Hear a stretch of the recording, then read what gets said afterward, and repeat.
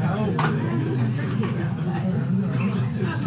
guess I don't really have to you guys have to like you're talking on the television. Really weird.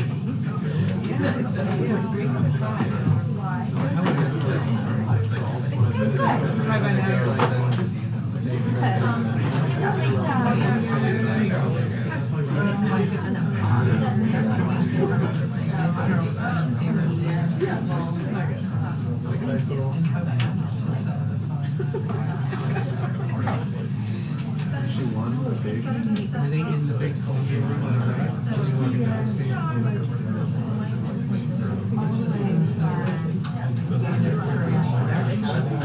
Well, that's for sure.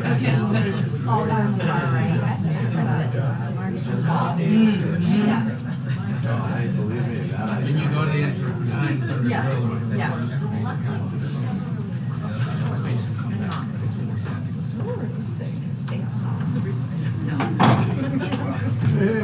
Hey, hey. Oh, Steve. Hi, it was so nice. A rally. Okay, so today, as you can see, we have Jen Klein in the room with us, in the briefing room, Director of the Gender Policy Council, here to discuss today's event marking the 30th anniversary of the Family and Medical Leave Act, as well as how the administration is fighting for women and their access to health care amid extreme attacks from Republican officials just across the country. So she has a hard time out, right? You have to get out of here because she does have to meet with the president of the Oval Office in a few minutes. But she wanted to speak with all of you and take some questions. And Jen, the floor is yours. I'll take that question. Good morning. Later today, President Biden is hosting an event in honor of the 30th anniversary of the Family and Medical Leave Act. He will be joined by Vice President Harris and several members of his cabinet, and will welcome President Bill Clinton back to the White House to celebrate the first bill that President Clinton signed in office. The Family and Medical Leave Act came about after years of work by advocates and members of Congress, including support by President Biden as a senator, and from an historic number of women trailblazers in Congress, some of whom will join the president at the White House today. This event is a moment to recognize the difference that the Family and Medical Leave Act has made and continues to make for millions of Americans. But it's also a moment to recognize the work that remains to be done to support workers, including the need to pass a national paid family and medical leave law. The president will discuss recent actions the administration has taken to support women in the workplace, including through the year-end omnibus, which included the passage of the Pregnant Workers Fairness Act and the Pump for Nursing Mothers Act, as well as significant investments in childcare. To give you an idea of what these wins mean for women, the Pregnant Workers Fairness Act requires employers to offer reasonable accommodations to pregnant women and new moms, basic long overdue protections like bathroom breaks and a stool to sit on. This is good for maternal health, infant health, and it's also good for the economic security of women and their families, ensuring that they're not pushed out of a job and instead can stay in the workforce and continue supporting their families. It also allows workers to take time off to recover from childbirth, including many women who don't have access to parental leave. The president is also committed to continuing to support women's economic security, which is why today he issued a presidential memorandum to support federal employees' access to leave when they need to care for themselves or loved one, including during their first year of employment and for reasons related to domestic violence, dating violence, sexual assault, or stalking. Fighting for women's economic security is a top priority, of course, but I would also like to touch on another priority, protecting access to reproductive care for women across the country amid a wave of extreme legislation at the state and national level. As a result of the Supreme Court's decision in Dobbs versus Jackson Women's Health Organization, more than 26 million women in the United States currently live in a state that has banned abortion. And while the president and the vice president stand with the majority of Americans in believing that the right to choose is fundamental, we continue to face an all-out assault by Republican officials on women's access to reproductive care. I'll just outline briefly the focus of our fight right now. First, we're fighting anti-choice legislation in Congress. Since House Republicans took office, they have proposed 3 separate national abortion bans, and an additional number of bills to restrict access to reproductive care. The President and the Senate Democrats will be a firewall against this extreme legislation while continuing to call on Congress to restore the protections of Roe versus Wade as federal law. That leads me to our second focus, which is taking executive action to defend reproductive rights. As you know, the President has already issued 2 executive orders to safeguard access to reproductive health care. And on what would have been the 50th anniversary of Roe, the President took another step, issuing a presidential memorandum to further support safe access to medication abortion. These efforts are extremely critical, and especially critical in the face of Republican officials denying the science, threatening pharmacies, and fighting access to safe FDA-approved medication. And I'll remind you that medication abortion accounts for more than half of all abortions in the United States. We're also working closely with state leaders who are fighting to defend reproductive rights, those on the front lines of addressing the more than 100 anti-choice bills that have already been filed for the 2023 legislative session. And we're supporting state leaders in taking proactive action, again, as well to protect access to abortion. This week, Minnesota Governor Tim Walz signed the PRO Act, making Minnesota the first state in 2023 to pass legislation codifying the protections of Roe. So there's a lot of work to be done to ensure women everywhere in this country are treated with the dignity and respect they deserve, but the President remains committed to fighting for gender equality and gender equity, and I really look forward to taking your questions. Thank you so much, Jen. I think there's a white jacket in the middle. Hi. Hi, Jen. I'm Courtney Rose. I'm from Florida Government. I wanted to ask you, you were talking about abortion medication. There's a conservative group in Texas that's seeking an injunction to stop mifepristone distribution. The group is called Alliance for Defending Freedom. What will you do, or the White House do, to help counter the suit? I know that this touches on what you're trying to do to expand access to abortion drugs. And will you more clearly argue that the FDA's regulations on the abortion pill preempt state law? Thanks, Courtney. I'm not going to comment on pending litigation, and of course, I direct you to the Department of Justice to talk more about that. But I do want to step back and look at the facts. Mifepristone has been on the market for 20 years. The FDA determined that it is safe and effective, and it's used all around the world. And as I just said, it accounts for the majority of abortions here in the United States. Lawsuits and other extreme measures that have been announced by state officials, including threats to the litigation you just referred to, threats to pharmacies, are about coming after the right to access care and FDA-approved medication. And that's why we are going to remain committed to protecting legal access to medication abortion within the limits of the law. And that's why the President has already taken several steps to do that and reaffirmed this in his most recent presidential memorandum on medication abortion. Just talking about supporting state-level leaders in working against legislation that restricts abortion. Can you be more specific about what that means, how you're supporting them? We've met regularly, and the Vice President has met with hundreds of state legislators over the course of the last months, really since the Dobbs decision came down, to help them, bring them together so that they can share information about both how to pass proactive state legislation to protect reproductive rights and also to fight back defensively against the extreme legislation that they're seeing in states.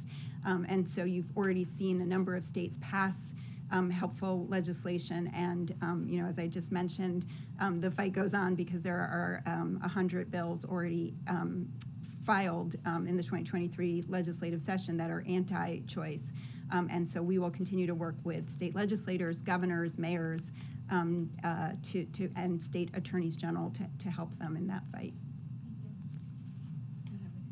Thank you for being here today. Really quickly, there are Democrats that are calling on the President to include a paid leave proposal in the upcoming budget. Can you kind of talk about that? I can't talk about what's in the President's budget, but what I can note is that he included a paid family and medical leave proposal in both his FY22 and FY23 budgets, and he has been quite clear and talked about this in the campaign and prior to that about his support for paid family and medical leave. Thank you. As you just noted, the president has pushed for this before. Other administrations have been through this before. Why do you think now is different? Now is the time to renew this push, especially when we've seen this falling short before? Well, I think, we've seen, and I just noted a few really pretty major legislative wins with bipartisan support. The Pregnant Workers Fairness Act has been introduced for 10 years and finally passed with, as I said, strong bipartisan support. And I think that, the lesson there is that you keep fighting for the things that are good for families, working families, and by the way, good for the economy, which is very much true of paid family leave and the president's entire care agenda, which also includes, of course, child care and elder care. Yeah, are you satisfied, I'm wondering, with the Supreme Court's investigation that concluded over the leaking of the Dobbs decision? There's been some criticism that Michael Chertoff advised it, and then also that the justices themselves weren't under oath and got to sort of be part of the process. I can take that once you're done. Okay. Yeah, I'll come back to that. Anybody else? Oh, go ahead. Jen, I wondered, have you seen any movement from more moderate Republicans on reproductive rights?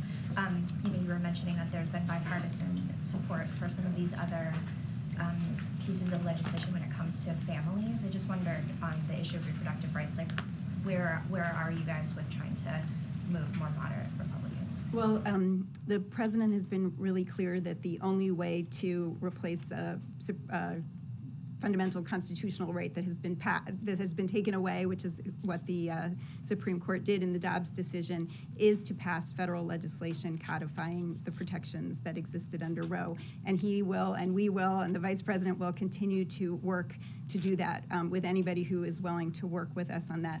I will note that, we have heard and seen, quite publicly some Republicans trying to moderate their view, but I think it's really important to look at their voting record. Many who are talking about protecting women's access to health care are actually voting quite differently. They voted for bills that ban or severely restrict abortion. They've actually co-sponsored legislation to ban abortion. And, this summer, a number of them did not vote for the Right to Contraception Act, which would both protect and expand the right to contraception. Last question in the back. I was just wondering, the HHS secretary brought up the prospect of an emergency on abortion again earlier this week. He sort of said that an evaluation was still underway. Do you have any insight of that from the White House's perspective? Yes, we have said before, and I will continue to say that no option is off the table that will expand access to reproductive health care. But at this point, we don't believe that declaring a public health emergency would provide meaningful new resources in this fight. Thank you so much, Jen. Appreciate it. Thank you for your time. Thank you. All right. I just have a couple things at the top, and then we'll get to it. Okay. So as you know, last week, President Biden told Tyree Nichols' family that he would continue pushing Congress to send the George Floyd Justice in Policing Act to his desk. To that end, the president will host some members of the Congressional Black Caucus at the White House later today to discuss shared priorities, including the path forward to police reform in Congress, and the vice president will also be in attendance. This is an issue that is deeply important to the president, and one that he has long partnered with members of the Congressional Black Caucus on.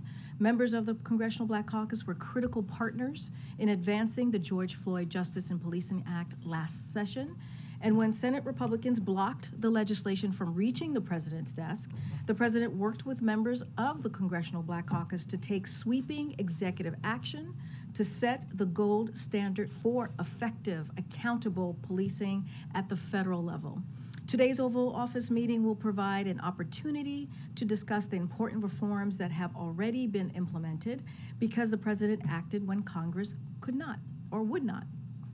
Reforms like banning chokeholds, significantly restricting no-knock warrants, and requiring the use of body cams at the federal level, and immediate changes like prohibiting the transfer of military-grade firearms, grenade launchers and other military equipment to law enforcement agencies. But as the president has repeatedly said, no executive action can substitute federal legislation. Real and lasting change at the state and local levels will require Congress to act. It will require Republicans in Congress to stop getting in the way of ensuring our justice system lives up to its name. The president will continue to do everything in his power to fight for police reform in Congress, and he looks forward to meeting with members of the Congressional Black Caucus today on the path forward. Today as well, we're also marking the one-year anniversary of the president and the first ladies reigniting the cancer moonshot with the ambitious goal of cutting cancer deaths in half over the next 25 years and improving the experience of Americans living with and surviving cancer. In the past year, the Cancer Moonshot has announced over 25 new programs, policies, and resources to help close the screening gap, support patients and caregivers, advance cutting-edge research, and so much more. And today, the Moonshot announced new actions that will build on this strong foundation, including a first-of-its-kind program to connect kids fighting cancer and their families with the patient navigation support they need. This issue is deeply personal for so many Americans, including the president and the first lady. The first lady has been a tireless champion of the Cancer Moonshot, traveling the country and the world to hear from cancer patients and their families, as well as those who support them, focusing on the importance of early detection and improving the experience of patients, families, and caregivers. In fact, she'll be in San Diego tomorrow to visit a community health center that's receiving Moonshot funding to increase cancer screenings in underserved communities. Thanks to the work of the Moonshot, the federal government has never been more committed to ending cancer as we know it. Finally, I wanted to say a few words about an incredible colleague that I have had the pleasure of working with, who will soon be leaving the White House.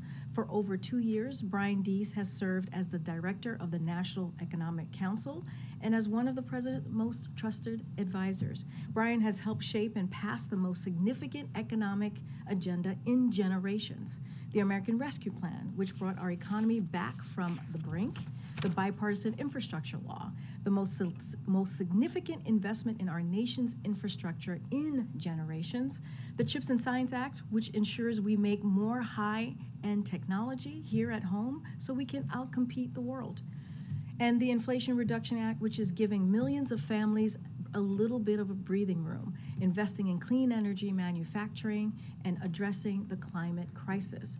Brian has helped steer the president's economic vision into reality by helping families get back to work, businesses reopen, and bring prices under control. He has been an effective leader in President Biden's efforts to rebuild our economy so no one is left behind. Part of Brian's success has been the incredible team that he built at NEC. His strong team is the most diverse NEC in history, 60% women and 50% people of color. He has a way of translating very complex economic information. As you all know, he's been in this briefing room many times in front of all of you, taking your questions, and he has been able to translate that into language all of us can understand. And I would say, we will miss Brian very much. We miss his kindness, his intelligence, and just being an amazing colleague. But I know how excited his family is to have more of his time, and we wish Brian the absolute best in his next chapter. With that, Colleen? Thank you. On the Philippines, I wondered if you had confirmation on what islands the bases will be stationed on. And I'm sorry. No, go ahead. I'm so sorry. You should finish your question. And then is there a concern that the expanded military presence could further provoke China? So on the specifics of the location, I would refer you to the Department of Defense. I would refer you to my colleagues there. And look, the way that I would see this is as a very important alliance and a partnership with the Philippines, as you ask about China. But that's the way that we perceive this and how we're moving forward as an important partnership, and again, an alliance that we have with the Philippines. And then on the meeting with McCarthy yesterday, I wondered if you could elaborate a little bit on what continuing the conversation looks like. And he specifically had mentioned to reporters outside that there was a follow-up call scheduled with the White House. I wondered if that was happening or had happened. So as you heard from the speaker and also from the president, it was a good discussion. It was an honest discussion. Our senior staff has followed up and communicated our appreciation to the speaker's team, and we will continue to stay in touch as we have been for the past several months. I don't have any calls to preview or to speak to, but again, I mean, you heard directly from the speaker. I believe he spoke for about 30 minutes at the Sticks yesterday, taking your questions as well, and he said it was productive. And again, it was, as I said, a very good discussion, and we appreciated his time. Ken Mayor. On that same topic, there was a fair amount of optimism on both sides coming out of that meeting yesterday, but the speaker has now said to reporters again that there will be no clean debt ceiling hike. So why the cause for optimism? Well, look, the cause for optimism is because you heard it from the speaker himself. It was a good discussion. It was going to be a continuing conversation that they're going to have, and there are real discussions to continue as it relates to the American people. When you look at the deficit more broadly and how we need to continue to lower the deficit, and what the president has done the last 2 years. You've heard me talk about that many times from the podium, and we have said very loud and clear to the speaker, if he has any ideas on how to work together on that, we're willing to listen and work in good faith.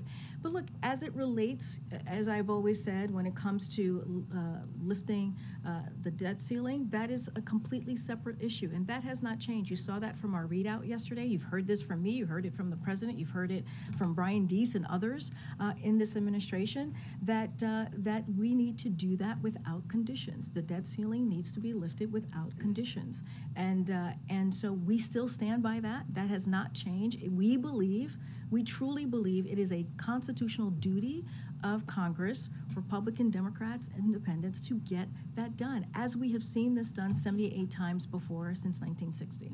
But given the optimism, I understand you're not going to detail negotiations because this is an ongoing process, but should we take that there were potential areas of agreement that were identified here? Look, I'm not going to speak for the speaker. I'm certainly am not his spokesperson, but President Biden has made it very clear that it is up to Congress to live out their congressional duty to avoid an economic catastrophe as it relates to a default. Like, we've been very clear on that. And he even said, the speaker, as you just mentioned, Mary, I think you were alluding to this, we're not going to negotiate in public on anything that is related, right, to fiscal responsibility and what it is that they want to move forward with, the House Republicans. What is it their plan is going to be? What the president has said, he's been clear on the debt ceiling. It should be done without conditions. He's willing and ready to discuss how we can lower costs when it comes to the deficit. And he has said as well, he's going to have his budget show what he believes his fiscal priorities are, show how we need to be fiscally responsible as we talk about the American people. He'll have that on March 9th. And he asked the speaker to do the same. And just one more, the State of the Union is coming up. I was wondering if you could give us a sense of how the president is preparing for this, where he may be in the speech writing process, who's helping him with that. It's a good question. As you know, the president has been working on his speech for some time. He sees this as an opportunity, and I've spoken to this before, not just to address the Congress and the members of Congress clearly, but also as an opportunity to speak directly to the American people. He's done it at least twice before. This will be his third time, and so he takes this very seriously. These types of speeches continue to evolve, sometimes until the final moments before being delivered, as you can imagine. But you can expect the president to hit on many of the issues that you hear him speak about every day, the significant economic progress we're seeing under his leadership, his economic vision that's building our economy from the bottom up and middle out, the historic pieces of legislation passed into law over the last 2 years, which are creating good paying middle-class jobs and delivering real results for people by fixing our roads, bridges, tunnels, lowering costs on everyday goods. Those are just a few examples that you will hear from the president. I will also say, somebody just asked, I don't know, it may have been you, Mary, about the optimism that you see from this president, right? This is something that you have heard from him over and over again, especially in the last 2 years, is how he is optimistic about the future of this country. And you'll hear some of that as well. And the possibilities, I've said this before, you hear that from the president as well. The possibilities that we have as a country, especially as we look at our economy, as we look at things moving forward. Go ahead, Steve. The speaker mentioned that the debate could go on for 5 months. Is that what you're expecting as well? Is that okay with you? Look, what we have been very clear about, and I'll say it again, when it comes to the debt ceiling, it is something that should be done. It is something that is a constitutional duty of Congress more broadly. And look, we're not talking about new spending. We're talking about spending that the Congress has racked up over the last couple of years. You know, if you think about where the debt is currently, 90% of that debt happened before the president even walked into office. So it is something that they should get done. And they voted on this when it comes to lifting the debt ceilings 3 times in the last administration. So we don't see any negotiation here. We don't see anything that needs to be discussed. We see this as a duty that they have to get this done. Again, when it comes to lowering the deficit, when it comes to actually coming up with real policies to do that, and you've seen the president do that the last 2 years, $1.7 trillion in lowering the deficit. And you see that even with the Inflation Reduction Act, which is going to lower the deficit by $200 billion. So this is something that the president takes very seriously, and those are the conversations. That's the conversation that he's willing to have, and he wants to see what their plan is going to look like. Separately, Secretary Blinken is leaving soon for talks in China. Is he going to meet with President Xi, and what is President Biden hoping to get out of this? I believe the State Department has yet to announce any travel. Certainly, I'm not going to get ahead of the State Department from here, so I would refer you to them. Okay. On police reform, the president's obviously hosting that meeting with members of the CDC today. Today, he said that justice is long overdue relating to the death of Tyree Nichols. Looking at the State of the Union, how much of an emphasis will President Biden be placing on police reform specifically in that speech, and what kind of requests might he No, it's a good question.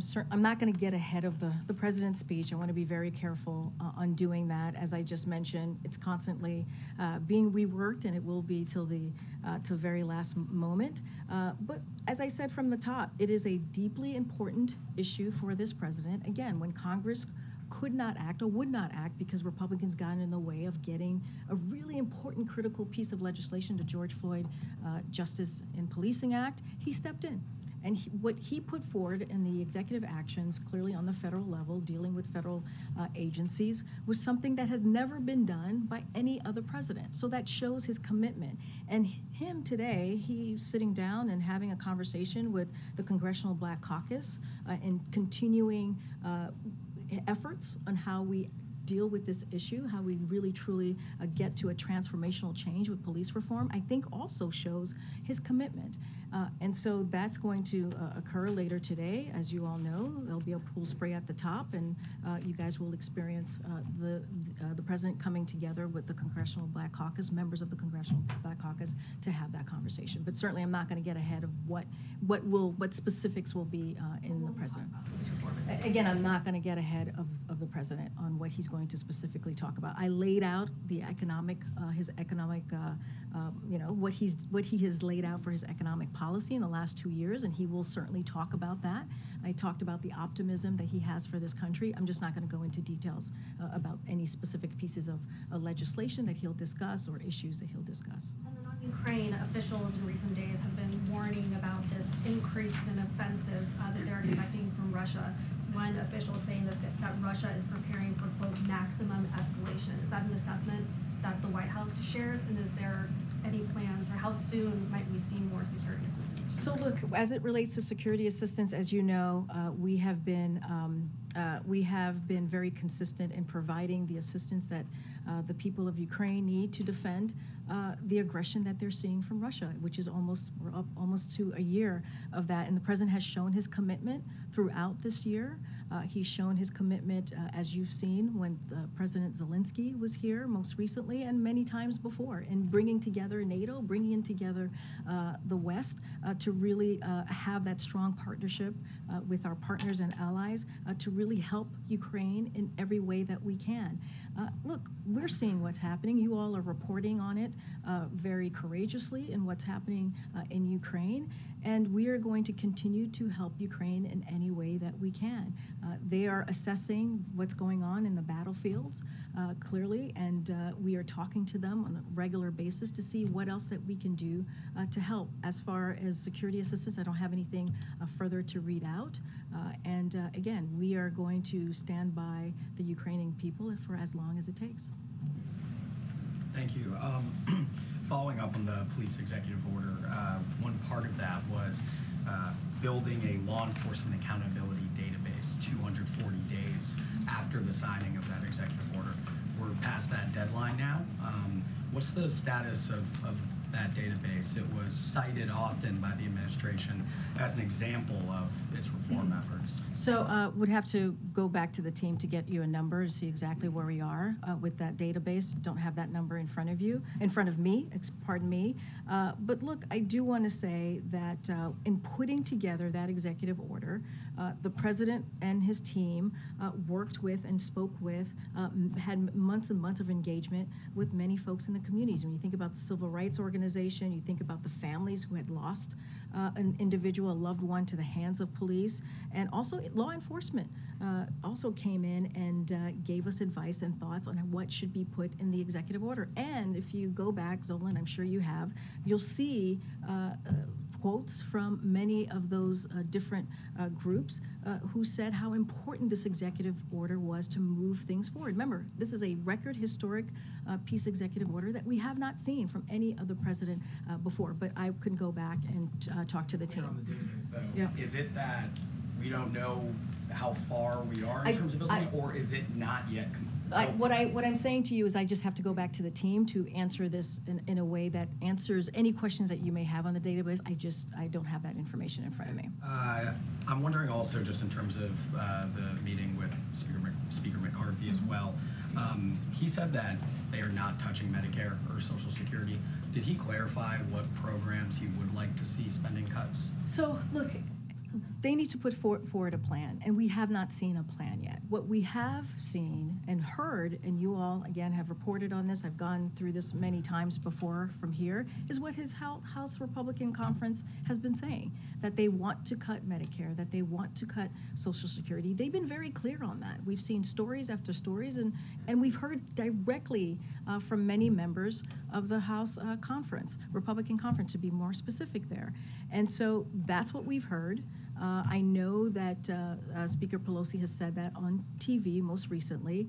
But again, what we are asking for is, what's their plan? What is their plan that they're going to put forward? The president's going to put forward his fiscal plan, his budget on March 9th, that's going to lay out for the American people how he sees the fiscal year 2024 and how he sees delivering for the American people. So we want to see what they are going to put forward. Okay. Thank you, Karine. Few one. Do you have any idea if the president signed off or waiting at all on the release of the Guantanamo Bay detainee, Majid Khan, and should we be anticipating the release of any others soon? So on that piece, I can let you know and confirm that that today we transferred Mr. Khan to Belize after he finished serving his sentence at Guantanamo Bay detention facility. Khan had entered a plea agreement in 2012 in which he pledged to cooperate with the U.S. government, and since that time he has honored his cooperation commitment. I can say more broadly as it relates to the Guantanamo Bay and the president's position on that, it remains dedicated. We remain dedicated to a deliberate and thorough process focused on responsibly reducing the detainee population at Guantanamo Bay and ultimately closing the facility. That is still where we stand. The Department of State is seeking to identify suitable onward transfer countries and negotiate transfer arrangements, including appropriate security and humane treatment assurances for the remaining eligible detainees. I know there's been reports on more detainees being transported, just don't have anything to share there. This weekend, the Democratic National Committee is voting to approve a new calendar for the 2024 primaries and caucuses. It's going to put South Carolina first, followed, if they have their way, with Nevada, New Hampshire going second, Georgia and Michigan after that. I know you cannot specifically discuss politics because of the Hatch Act, or at least that's what you probably tell us. But I'm curious if the president himself will ever speak publicly about his calls and the letter he sent to the DNC saying that this should happen. I will say this, it's not what I say, it's the rule of law. No, I And get it. I just want to be clear, I don't, Totally. you kind of just threw it out there as if it's a personal decision here. No. It is the rule of law, and we Yeah. believe the rule of law here, we follow it. I have not had that conversation with the president. I'm going to be, very honest with you. I've not talked to him about 2024. Is that something that we can do from here? And I'm sure you will hear a lot more from the president, moving forward. But I just. Yeah, that's part of what he's planning to talk about tomorrow when he's in Philly. Since So he's meeting with the DNC. So tomorrow is an important moment for the president to be in Philadelphia. As you know, the vice president will be there with him as well, he will send out a note, obviously this afternoon, with additional information, which as we normally do when it comes to events and when he travels, certainly outside of DC. What I can say now is that tomorrow the president will highlight progress on water infrastructure, because there's that official component, and replacing lead pipes thanks to the bipartisan infrastructure law. And this trip is a continuation of our emphasis on implementation. And this week alone, we did, as you know, we went to Baltimore, we went to New York City, and talked about the funding to replace a Civil War era bridge. And in New York, we announced the funding to kickstart the early phase of the Hudson Tunnel project. So I'll stay there on the official pieces. On anything that's related to the DNC components, I would refer you to the DNC. Go ahead, Tam. Thank you. On policing, Karen Bass and Val Demings were two of the lead House advocates for the George Floyd bill. They are both no longer in the House. So who does the White House see as your best partners in the House on that legislation? And also, are there Republicans who the White House has reached out to or otherwise sees as potential partners in the House, to make the numbers work? So as you know, there were some Republicans in the Senate that were incredibly helpful or tried to be helpful in the last session as it relates to the George Floyd Injustice in Policing Act. So I would refer to them and see where they are this time around as far as it relates to the Republicans. I can tell you for this meeting, I can give you the list of attendees who will be here. And so clearly they are certainly involved in this process. This next stage of the legislation process. Representative Harsford, obviously the chair, is going to be here. Representative Clyburn, Representative Neguse, Representative Jackson Lee. We have Senator Booker, who played a very big role. And as you know, I think you guys all heard the Vice President mention yesterday in the early stages of the bill, she was involved, and she'll be in the room as well. And we will also have Reverend Warnock, who will be in the meeting as well. So I would figure that those folks are certainly going to be very involved in this process as well. And on the investigations, can you say how many people the White House counsel's office added to prepare for the House investigations? I would refer you to the White House counsel's office on any staffing or any specifics on how they're moving forward with dealing with that. Okay. Go ahead, Nadia. Thank you. Two questions on foreign policy. The president just met with the King of Jordan. What role does the White House hopes that Jordan can play in de-escalation the violence between the Israelis and the Palestinians? No, it's a very good question. As you know, as you just mentioned, he met with King Abdullah II and His Royal Highness Crown Prince Hussein of Jordan, and they had lunch together. They will reaffirm the close, enduring nature of the friendship between the United States and Jordan. And the president will thank His Majesty for his close partnership and the role he and Jordan play as a force for stability in the region, in the Middle East. They will also discuss their vision for the region, and that highlights the importance of cooperation and integration, as well as capitalizing on opportunities for economic prosperity and also stability. The president will thank His His Majesty for the critical role Jordan plays in diffusing tensions in Jerusalem, and will underscore the need to preserve the historic status quo at the Haram al-Sharif Temple Mount. And they will also address the global impact of Russia's brutal war on Ukraine as well. Also, we saw today the visit of the Israeli foreign minister to Sudan. Does the White House encourage a potential widening of the Abraham Accords to include countries like Sudan? Yeah, so we have said many times before when there have been these types of meetings that we are always supportive of all efforts to broaden Israelis' integration throughout the region, including with Sudan, right? This particular meeting. So I would refer you to governments of Israel and Sudan for more information about their discussion. But certainly, when it comes to the efforts of integration in that region, we support that. Thank you, Karine. Just a quick follow-up on Nadia's question and then an immigration question. Yeah. I'm sorry. No, it's okay. It's okay. Sorry. It's hard to. It's okay. Yeah, just on the meeting with King Abdullah, can you speak more specifically about how the president responded to the king's concern that Israeli government is not respecting the status quo at Al-Aqsa Mosque, and whether the president shared the concern of Jordanians that the new Israeli right-wing government is escalating tensions with Palestinians? So look, we've been very clear about this. I know I've gotten many questions about the Israeli government. And look, you know, we have gotten assurances from the Prime Minister that when it comes to specifics, policies, when it comes to how what is decided, the policy of the government, that he has repeatedly emphasized that he will set the policy for his government. Right? This is something that he's been very clear on. And I do want to also add that, as you know, Secretary Blinken was just in the region. He met with the Israeli and the Palestinian leaders. This is clearly something that we take very seriously of what's occurring in the region. We have mentioned that the president spoke with the Prime Minister on Friday, and Jake Sullivan, the National Security Advisor, also spoke to his counterparts on that day, and we had the Vice President speak with the President of Israel. And so this is something that we have been very involved and very engaged, and will continue to do so. Really quickly on the meeting, is there any reason why it was completely closed to press? There was no spray, and can you speak about why the Crown Prince was also invited? So look, I'll say this. I just laid out why we think what was going to be in the conversation, how we saw the conversation moving forward.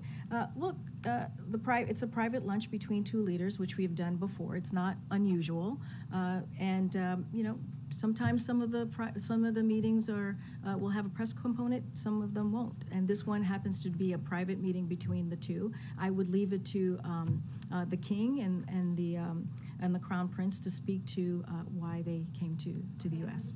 One question on immigration. Can we get your reaction to Texas governors appointing a special advisor on border matters because of what he says is the administration's refusal to secure the border? Well, look, I'm not going to look. He's going to take whatever action he's going to take.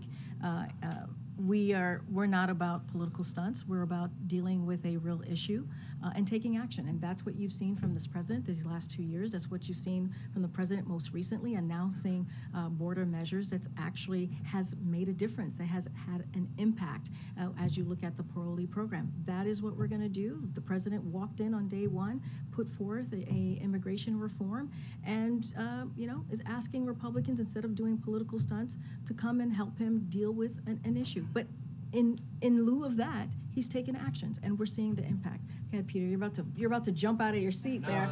No. You're making me nervous. I was like, let me call on Peter before. Fall asleep. Republicans just voted to oust Congresswoman Ilhan Omar from the Foreign Affairs Committee over past anti-Semitic comments. What is the White House and the president's response or thought? So clearly you said it just occurred, so I haven't seen that. What we believe is Congresswoman Omar is highly respected member of Congress.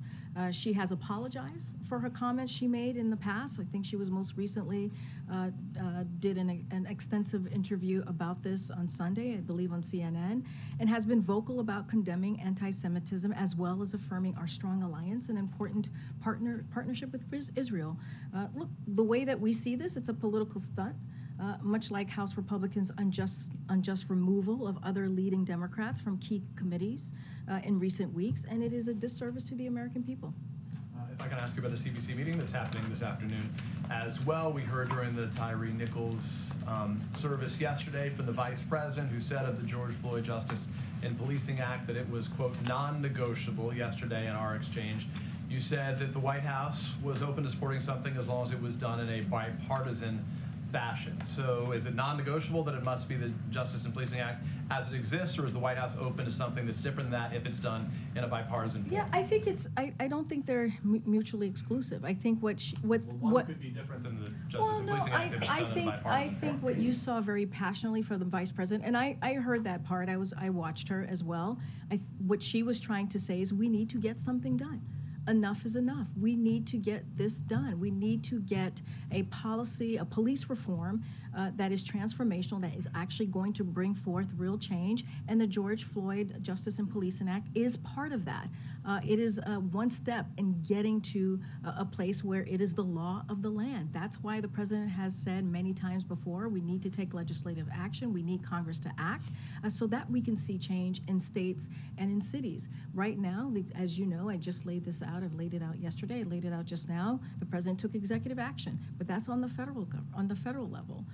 When you think about law enforcement in the federal level, and so look, what we heard from the Vice President was passion.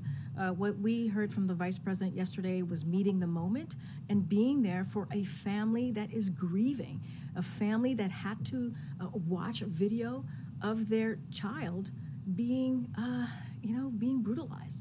And so she was there comforting and being passionate about an issue that is incredibly important to the president and clearly to her. I want to let others go, but just to be very clear, so is it negotiable that there is something that achieves police reform if it does not come in the form of the Justice and Policing Act? So what I can say is the president supported the George Floyd Justice and Policing Act last session. He supports it now again, right? He was very clear when he spoke to Tyree Nichols' family, his mother and his stepdad. He said that he was going to do everything that he can to encourage and ask Congress to act.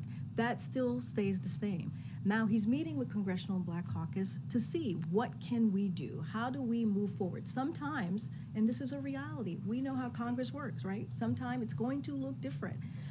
And so that is okay, right? If it's going to look different. But what we know that has been introduced in the past, that is clearly available to us, is the George Floyd and Justice and Policing Act. So of course we're going to continue to call for that. But there is going to be conversations, and we'll see where those conversations go. Go ahead, Sabrina. Thank you, Karine. A follow-up to Peter's question.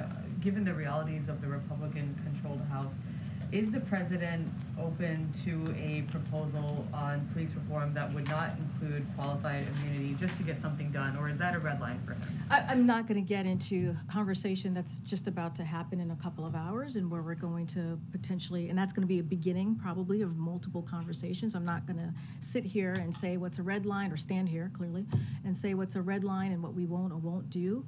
I want to be very careful there.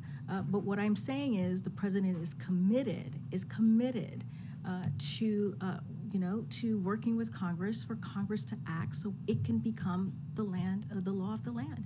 And we don't have to continue to see communities, especially as we know, disproportionately, sadly, brown and black communities across the country being affected by this issue.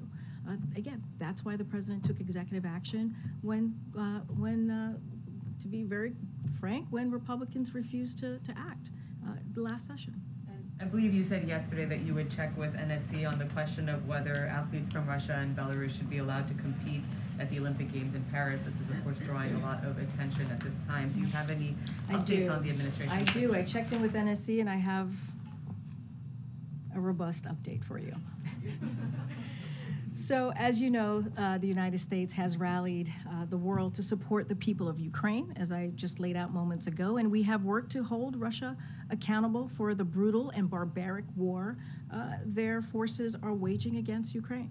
So, as part of those efforts, the United States has supported suspending Russia and Belarus's sport national governing bodies from International Sports Federation, removing individuals closely aligned to the Russian and Belarusian states, including government officials, from positions of influence in international sport federations, such as boards and organizing committees, encouraging national and international sports organizations to suspend and broadcasting of sports competition into Russia and Belarus. In cases where sports organizations and event organizers, such as the International Olympic Committee, choose to permit athletes from Russia and Belarus to participate in supporting events, it should be absolutely clear that they are not representing the Russian or Belarusian states. And so that's the stance that we are providing. And the use of official state Russian Belarusian flags, emblems, and anthems should be prohibited as well. And then I'll come to the back. Go ahead. Thank you, Karine. Just back on budget talks. Yesterday, McCarthy suggested that what he would like to see ultimately, if there can be an agreement, is a 2-year budget framework. What's the president's thinking on that? What I will say is the president's going to put forth his budget on March 9th.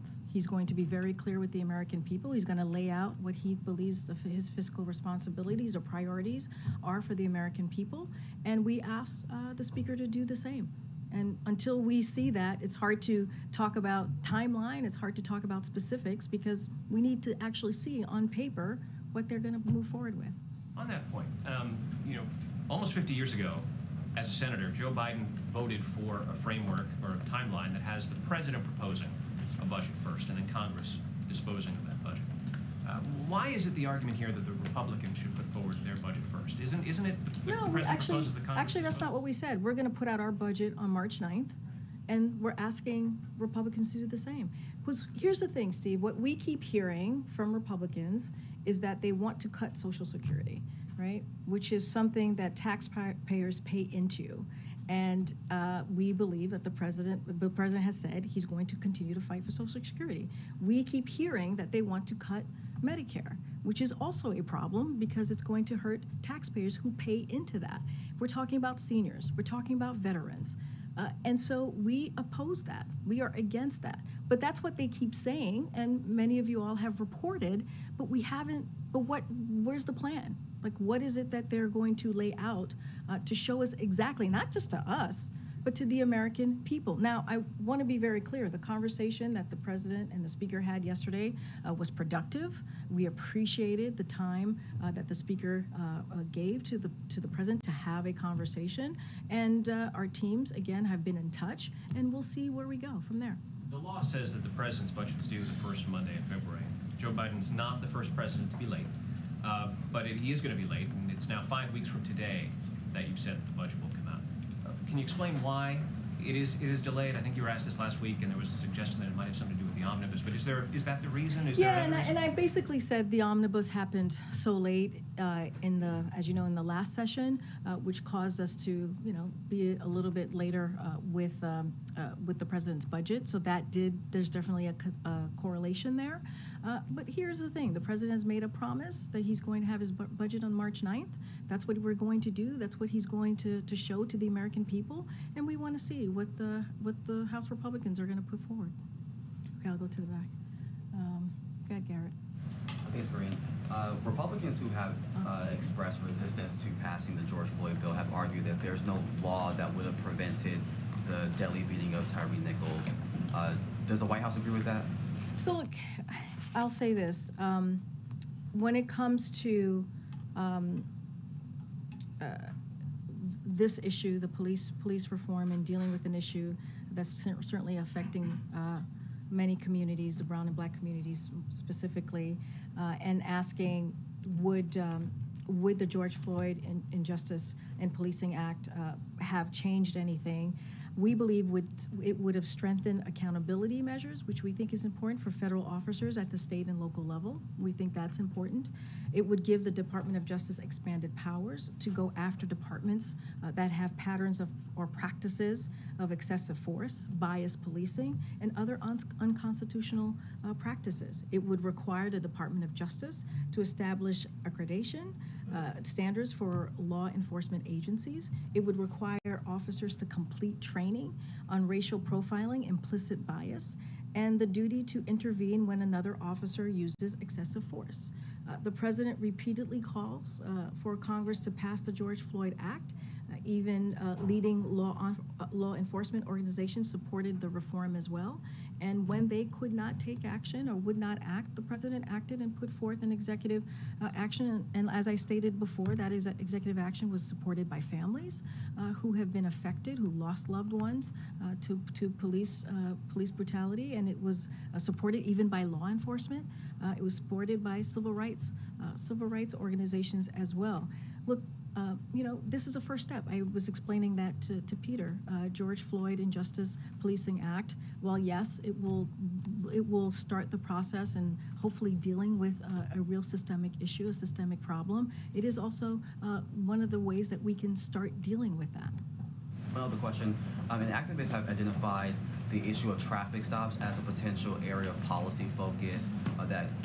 Does the White House see that as a potential area where there could be bipartisan support or even through executive order?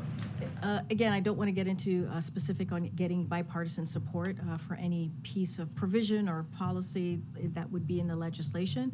I'm going to allow the president to have his conversation with the Congressional Black Caucus, see how that goes, and continue to talk to Congress about acting and making sure that we deal with this issue. Go ahead, James, in the back. Karine, thank you. I have two questions, one about the documents case and one about the Tyre Nichols funeral. On the documents case, one of the features of the early public narrative of this episode that has kind of already taken root is the reporting to the effect that statements from this podium at different points later proved to be inaccurate. And without expecting you to delve into the details, because we all know that you cannot from the podium, I nonetheless wonder if you could simply assure us that you challenge that element of this narrative, that you are satisfied personally with the accuracy of all of the information that you've dispensed from this podium. So James, look, I'll say at this podium, I will always follow the guidance of the White House Counsel Office when it comes to ongoing investigations. We've been very clear about just ongoing investigations that is led by the Department of Justice, making sure that they have their independence. This is something that the president has talked about through the campaign and through the last 2 years. I have been consistent about that. When I have made statements from this podium on this investigation, it was at the guidance of the counsel's office and consistent with what they have said and wanted to communicate at the time, right? And I have said this, the White House counsel's office has said this. One of the reasons we try not to comment on this is because it's changing, right? It is currently under investigation. And when you have a legal matter, as you know, I know you understand this, things change and things move very, very quickly. And so I've continued to provide the information that I have had at the time, and I will continue to do that.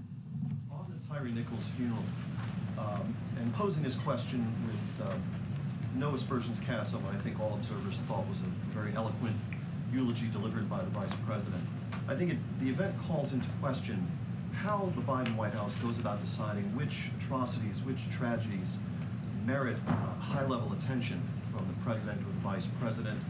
So in addition to the Nichols funeral, for example, we saw that the President called the parents of Damar Hamlin, an injured NFL player. I checked the White House website just before coming into the briefing room today, and I see no indication that the Chief Executive has at any time reached out to the family of Justin McIntyre, who was the police chief in Brackenridge, Pennsylvania, who was shot to death in the line of duty, a father of 4. Why not? So I'll say this. If you look at this president, who has been a senator for 36 years, who has been a vice president for 8 years, and who has been clearly, finishing up his 2 years tenure and a 4-year presidency thus far, he, if you know Joe Biden, you know that he feels the pain of many families who have lost loved ones, because he knows what that means. You've named one family in particular. I understand why you're naming that family in particular, but there's been many families that he has called to offer up, to offer up his condolences and offer up his help and assistance in any way.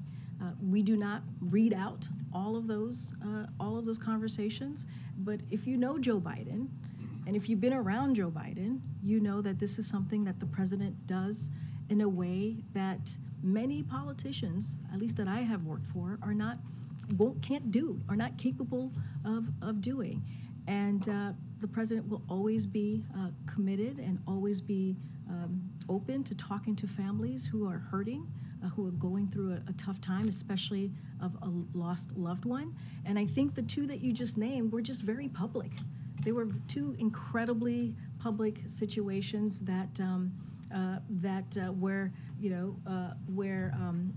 where the president was able to reach out in a way that people knew about, right? That people were able to see how the president uses what he does so well, his understanding, his compassion for others. And so I would not, again, you named one family. The president has been clearly in the world of politics for a long time, and he has had many, many conversations with families who have lost ones. I'm going to continue to go around. Go ahead. I have a question about entitlements and one on the ending of the public health emergency.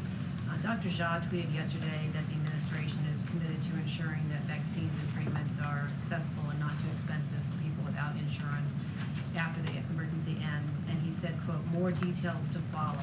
Does that mean there's a new program in the works? Will it be announced in the coming days, in the coming weeks? Will it require more funding? So, good question. Don't have anything to share with you at this time. What I can commit to you and what we are trying to do is we're planning for a smooth transition when it comes to the public health and a smooth transition for our emergency policies in May. That is our commitment. That's always been our commitment from this administration. It does not mean we're done fighting COVID, right? As Dr. Jha is laying out how we're going to move forward. We are working and coordinating around the clock with hospitals, with local public health departments and leaders, and they are an integral part to the process of a smooth transition. And that said, because of the work that we've done to fight COVID from day one, from the moment that the president walked into this administration, we are in a better place than when we were when we first started, and that is because of the work that this administration has done.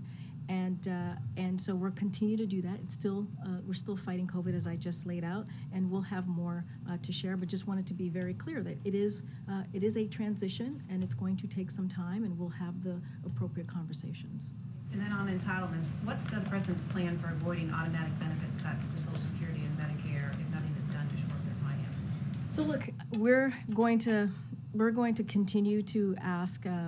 Not going to get into hypotheticals about what actions could be done down the road. What we're going to ask the Speaker, as we have in our letter, as we have stated many times before, we want to see what their plan is.